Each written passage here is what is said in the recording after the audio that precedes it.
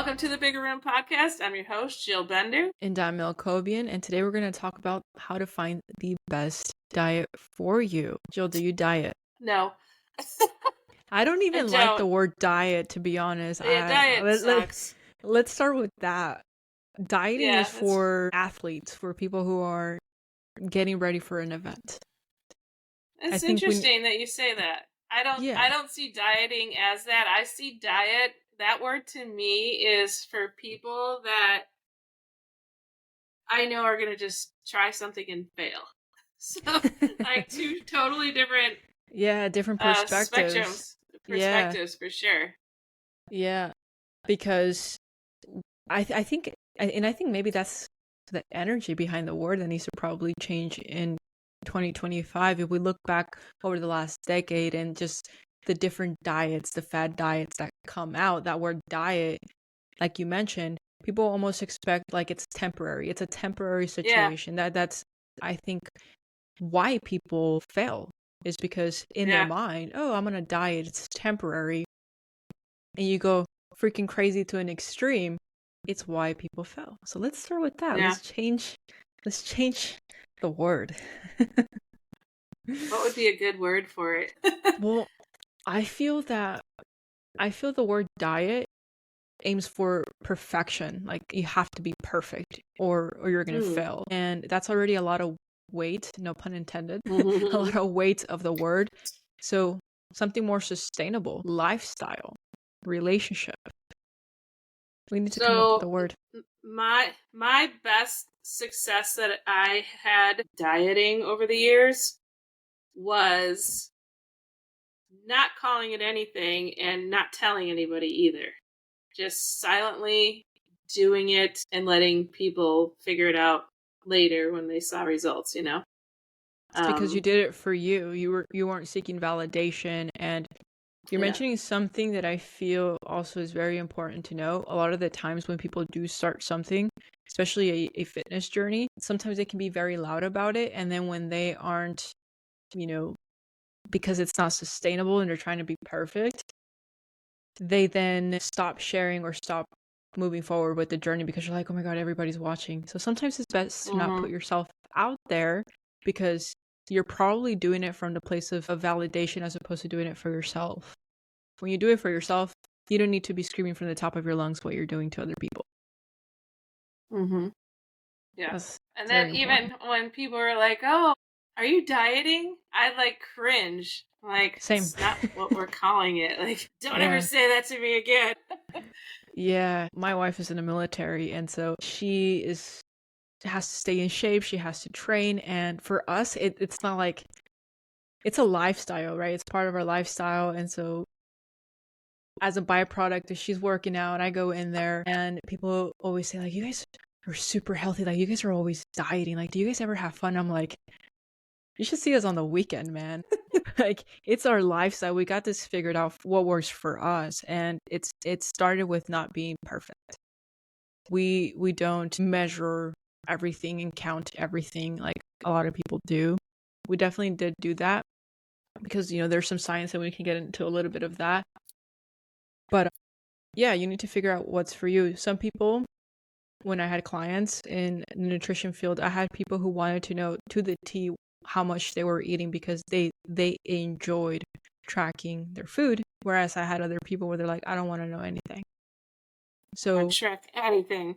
Actually, Weight Watchers made me never want to track anything. Like it was fun for that first time. It was fun for like 30 pounds, and I did really well with it. And that was the first one where I was like, I'm not talking about this to anybody. And but then it came to a point where I was like, I'm not writing down another goddamn thing. I don't even keep tracking my checkbook, which is what we had when I was a young adult. Yeah, like I was terrible at that. There was no way I was going to be consistently good at writing down anything that I ate because of that. I got burnt out on it very quickly. And you're hitting home what's resonating with a lot of people, because those are the two types of people that exist. It's like the people that don't want to know anything. They just want to follow something that they're going to enjoy. And then you have people like they want to know everything. I feel like there is a learning curve with like I know what 4 ounces means. Like if you need to hit certain macronutrients for your body. Again, if you have goals, the more goals, like the more specific goals you have, there are specific things that you can track. But at the end of the day, so being something that's sustainable for you. Like if I told you, hey, Jill, you need to eat broccoli, chicken, and rice for the rest of your life, you're going to be like, screw you, Mel. No. Well, broccoli's my favorite vegetable and chicken's my favorite meat. But yes, for the rest of my life, I would probably be sick of it in the first couple weeks. Yes, you really would if you ate that every single day for like at least 2 weeks. You'd be done by week 1. You'd be like, I need something else. It's anything. If you told me to eat pizza for the next, rest of my life, I would be so sick of that so fast. I mean, pizza, you can have a million different types, but still, just the idea of that. Like, I used to eat everything in a tortilla. Freaking love tortillas. I could wrap up anything in a tortilla. Anything. Yeah. But then I noticed in the last year, I was like, man, I hardly ever buy those anymore. And today I did have one. I reheated leftovers and I was like, this needs something. I'm like, ooh, a tortilla. Throw it all in there and roll it up. It's sometimes easier, right? And it's faster if you're on the go and like you're super busy. So it's like a wrap of something just sounds perfect all the time. And I'm just not I'm not a big bread person either. So it's a shame that most tortillas have just as much calories and carbs as a piece of bread, but I buy the low carb ones now. So you're hitting a really good point here that relates to all of this is find foods that you enjoy. Because the moment that if you decide on a type of diet, like a type of style of eating, whether it's keto, whether it's restrictive, paleo, it's regardless of what you pick, regardless if you think it's healthy, right? I say healthy in quotation marks for those watching us on a video, because everything in excess is unhealthy, right? So regardless of what that is, like too much protein can hurt you. Too much vegetables can hurt you because too much fiber, right? So find the foods that you really enjoy. And we have ChatGPT now. Like I can go to ChatGPT and be like, oh man, like I have this and that. Make me an amazing, tasty, delicious recipe. And it'll give you some ideas. Like sometimes you just need some good sauces. Pinterest is the best. Like I have Pinterest back in my day. Yeah, anything. You're like, hey, I have chicken and green peppers in my fridge. Give me something. And then all of a sudden you're like whipping up a gourmet meal. Like, yes, I forgot about this dinner. This is the best. Sometimes it's just that, like, just enjoy the taste of your meals, because again, you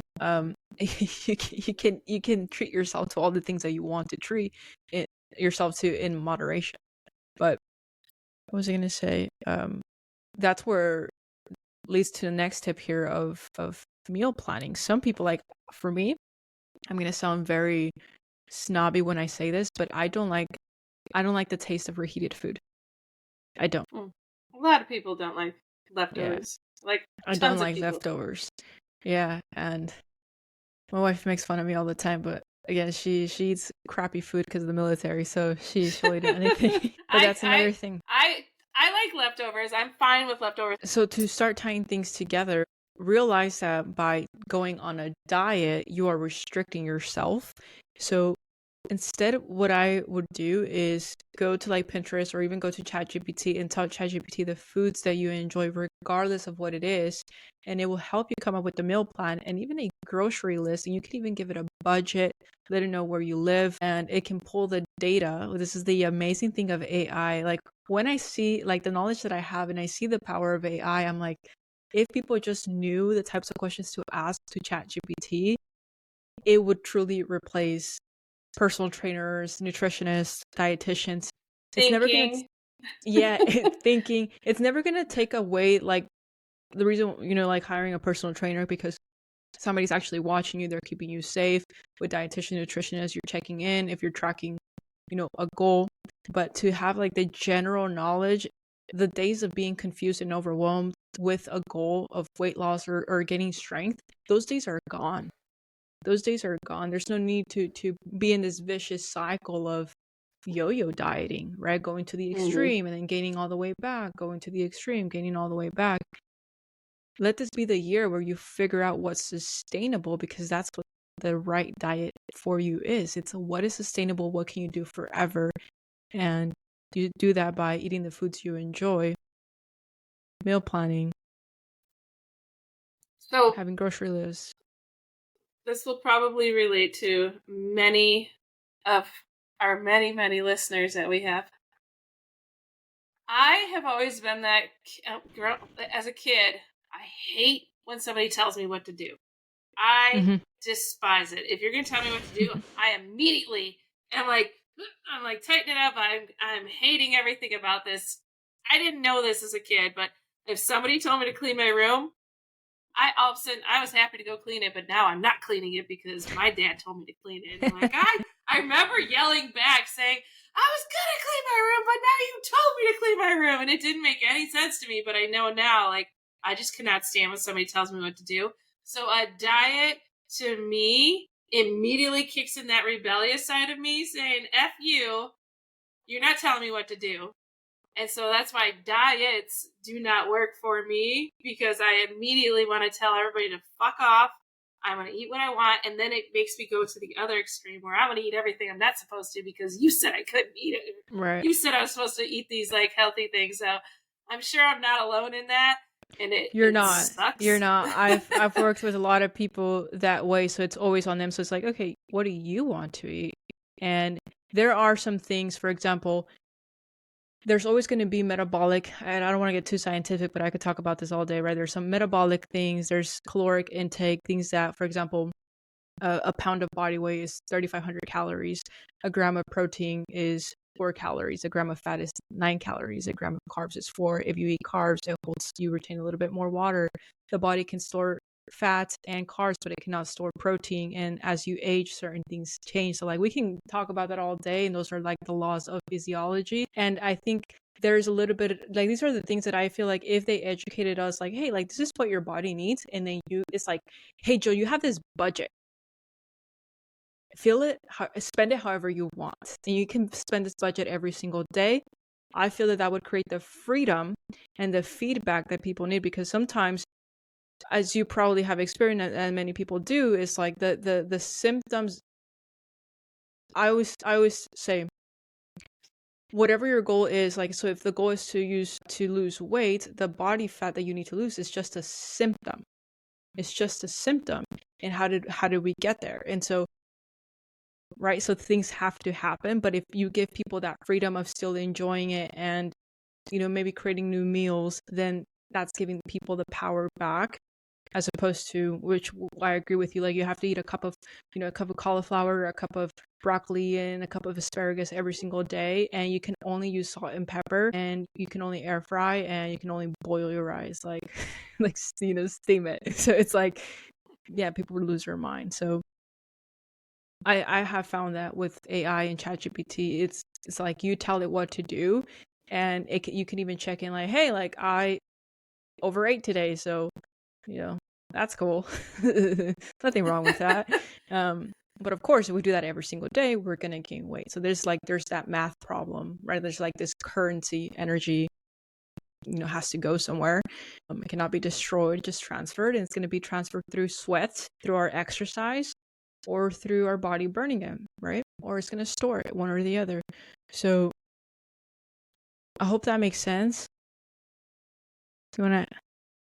Did that make sense, Jill? So it does make sense. I'm gonna be honest. It still sounds restrictive to me because I know I don't have that budget. Like, right, I have a unlimited and then maybe budget. This is a great example. I think this is a great, raw, honest example, because then it goes to, you know, that goes a little bit more into like the emotional, you know, reactive side of it, where it's like, okay, so there's like a relationship situation here where it's like, okay, it's not like you're starting over, or it's almost like you're just kind of resetting for your goals. Because again, you can eat absolutely whatever you want, assuming that this goal, right, is that strong of like, okay, I can do this, and you're developing that relationship, right, and trusting, right, believing and trusting that it's because it's for your highest good, and when you want to do it from that place.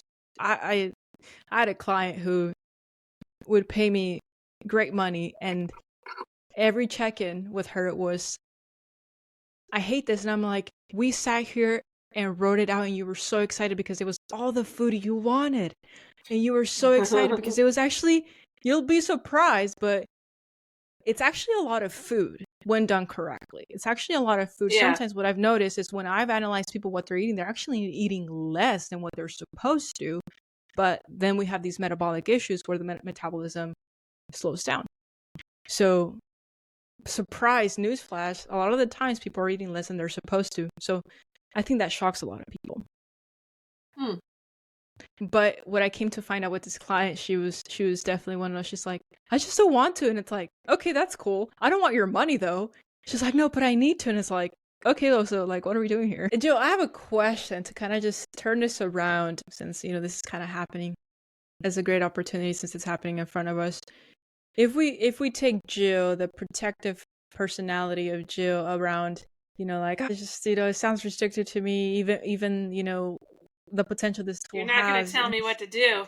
Right, because so if we take that Jill, the protective Jill, because she's protecting, right? It's just a protective personality of, you're not going to tell me what to do. I have it too with other things. If we take that Jill and just pull her out and put her in front of us, and then we tap into the loving Jill, the future Jill, with whatever goals you have for 2025 for your health and wellness goals, what advice would that Jill say to the protective personality from the heart, not the mind, but from the heart? This is going to just kill everything that you're trying to teach everybody this whole month. So I'm trying to not. I'm so up here now with mindset and manifestation and your why being your strong thing that I really don't believe in the diets or anything now, or like the changing the way you eat. I truly feel like it has to come from your why, from your journaling, from your envisioning what you think you look like and seeing yourself as that person. That is how I think people actually will stay successful with. I actually agree with you, and that's like, I'm sure you do. Yeah, that's exactly how I am too. So it's like some sort of energy exchange needs to happen, right? And a lot of people aren't that far into how you are with our mindset. They're just not that far in. So I think like the highlight of this, like, none of this matters. The sustainability is as close as you can get, because if you can be excited because it's the intention, right? You're excited about what you're eating and you truly want this goal and you have that why, like it's gonna work. And then people are just not ready, I don't think, to really understand how powerful they are and how powerful the power of visualization is. 100%. Yeah. That's why I say your episodes are useful. They are. These are going to be useful for the average person. It's hard for me to see any of that anymore. Like, because I only see this but one method. You did highlight something important where it's like, obviously, like, you can't like wish yourself to a desired goal, but you can visualize and understand like what you put out there will happen, right? And things will reveal themselves. Like, maybe you'll meet the right person that can help you get to that goal. And you said something very important though that I think that listeners can really, really take home, and that's that it's the why, right? So if the why is not there, the protective personality is going to come in. Because the protective personality doesn't want to, because the protective personality knows what happens, the failure, the yo-yo dieting. So they don't want you to go down that path. It's easier to say, nope, I'm going to turn the other way, not going to do it. And I think if people understand that when the why is strong enough and you believe and see yourself with this desired goal, the next step will reveal itself. And then next thing you know, you'll see an ad or a video, or you'll run into somebody that can help you get there.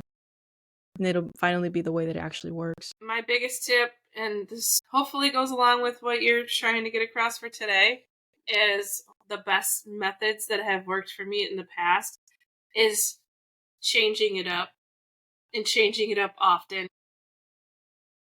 Changing up even, like looking on Pinterest. I was obsessed with it for years, especially when it first came out. The Food Network. Oh my God, when I was a nanny and I had an endless budget for shopping and I could make whatever gourmet meal I wanted to concoct that I saw the day before, I could do that. Those things were really fun. And it was always, that family only ate healthy. So it was always like healthy options, changing it up, what you're doing, adding in different things to your day to get more movement in. And as I've said before, and if anybody knows my previous story, when I first was getting started online and social media, and I had a channel where I was dedicated to walking, and I had 37,000 followers for this channel that were following me and wanted to walk with me. And I kid you not, I jumped on that channel the other day and I had a comment from somebody saying hi, and I said, "Oh, you're still around?" And she said, "Yep, but I'm still walking because of you." So that's like Aww. 2 years that somebody is still, at least one person is still walking on a daily basis because they got motivation from the right person, and then the consistency of it. Give yourself mini goals. Like we've talked about, mini goals are huge. So I did a 100-day walking challenge for every day for 100 days. You walked. It had to be at least 15 minutes, but you walked for 100 days. And when you can consistently do something for 100 days, your odds are huge that you're going to keep it going. Yeah, exactly. Yeah, I hope you guys understand what we're trying to put down here, which is finding what's going to be sustainable for you is the right, we're not going to say the word diet, but the right lifestyle for you. And remember the power of visualization. If you can't visualize it, and maybe it's not your goal, right? If it's not your why, it starts there. Understand that intention and believing is above all else. Everything else will continue to reveal itself. I'm going to add one more thing. Just because before we started the recording today, I told Mel that this is, again, more manifestation mindset stuff, but step 1 of getting everything you want. I just posted a video on this on TikTok on Flip, and it's on YouTube right now. But step 1 is declutter. So if you're trying to have a weight loss goal, but you're sitting in a mess, whether it's mentally, whether it's your desk, whether it's, laundry that you just refuse to put away, you need to declutter. You need to declutter. It helps. You would just be amazed at the spots that open up in your brain. You're like, oh my God, I can think better. I can see better. I feel better. And that's going to help motivate you to actually do the things that you keep dreaming about doing to get you to your desired goal. And in this case, we're talking about weight loss. So that's my big tip today is get up and clean up your junk. You'll feel way better, and you'll feel so much more motivated to do something. Awesome. Or to eat healthier, because you're going to feel good. You're like, yes, I feel great.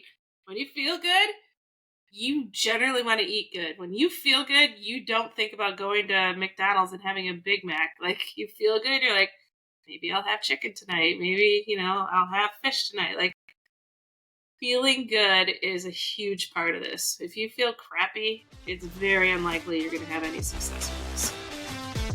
True story. Thank you guys so much for tuning in, and we'll see you next week.